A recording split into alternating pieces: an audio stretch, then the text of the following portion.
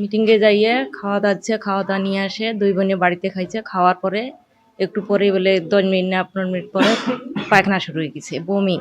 মিটিংয়ের মধ্যে কিছু খাবার দিছে, এই খাবার বাসায় নিয়ে আসে আমার এই যে ছোট মেয়ে আছে এখানে, এই ছোট মেয়ের সাথে একসঙ্গে খাইছে। খাওয়ার পরে তারপরে কিছুক্ষণ পরে 10-15 মিনিটের মধ্যে আর কি মানে পায়খানা শুরু হয়ে গেছে। বড়মার টেস্টি ট্রিট থেকে খাবার অর্ডার করা হয়। যারাই খাবার খেয়েছে তারাই অসুস্থ। তাদের প্রোগ্রাম ছিল হচ্ছে 5টা থেকে 6টার মধ্যে প্রোগ্রামটা শেষ হয়। শেষ হওয়ার পরে খাবারটা তারা হচ্ছে 6টার পরে খায়, আবার অনেকে হচ্ছে বাসা নিয়ে যায় 7টা, 7:30, 8টার দিকে খায়। তো আমাদের খাবারটা মানে ফ্রিজ থেকে বের করে সর্বোচ্চ 1 ঘন্টা সময় ভালো থাকে।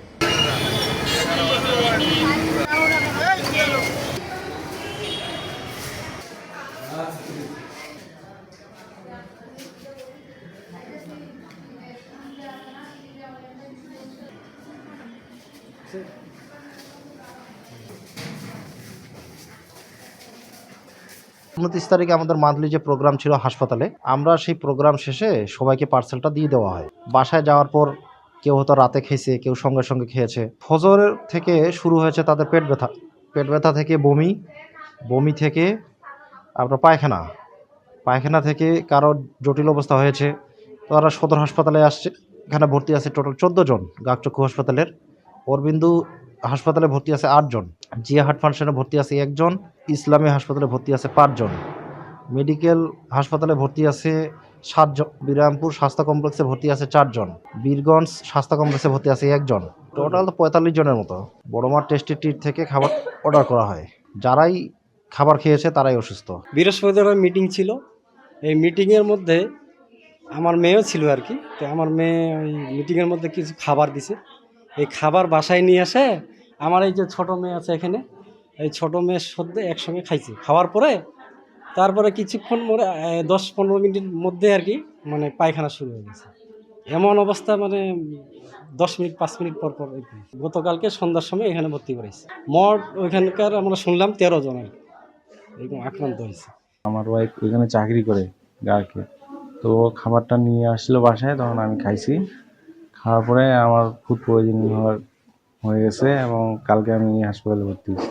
মিটিংয়ে যাইয়ে খাওয়া দাওয়া নিয়ে আসে, দুই বোনে বাড়িতে খাইছে। খাওয়ার পরে একটু পরে বলে 10 মিনিট না 15 মিনিট পরে পায়খানা শুরু হয়ে গেছে, বমি। সেখানে ওইখানটায় বাড়িতে ওনারা ওর আব্বা নিয়ে আসছে, ওষুধ নিয়েছে, স্যালাইন নিয়েছে, নিয়ে আসে খাওয়াইছে। খাওয়ার পরে কমে নাই, কাল সন্ধ্যার দিক ভর্তি হয়েছে।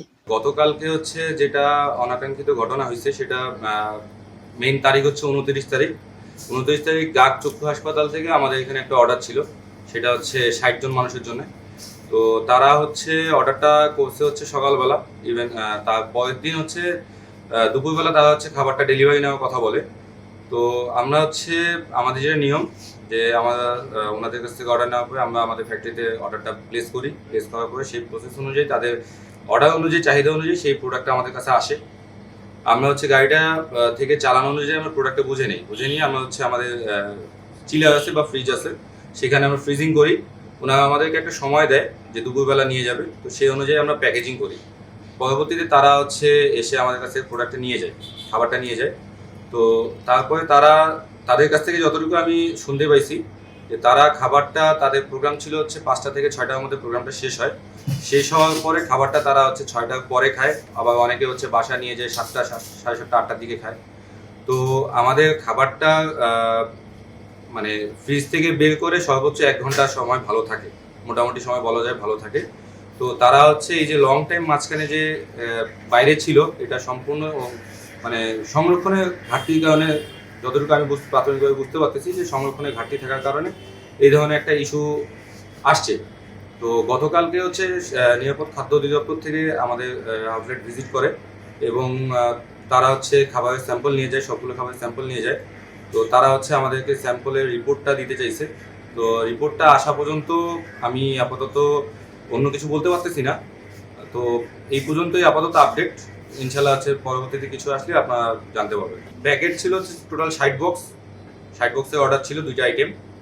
আর কতজন অসুস্থ হয়েছে সেটা আপাতত এখনো ক্লিয়ারলি জানা যায়নি। আমাদের হচ্ছে ফাস্টফুড আইটেম সবগুলো তারা জব্দ করছে, অলমোস্ট 20 থেকে 25,000 টাকা খাবার ওনারা জব্দ করছে, যেগুলো হচ্ছে গাগচক্ষু হাসপাতালে ওনাদের অর্ডারের মধ্যে ছিল না।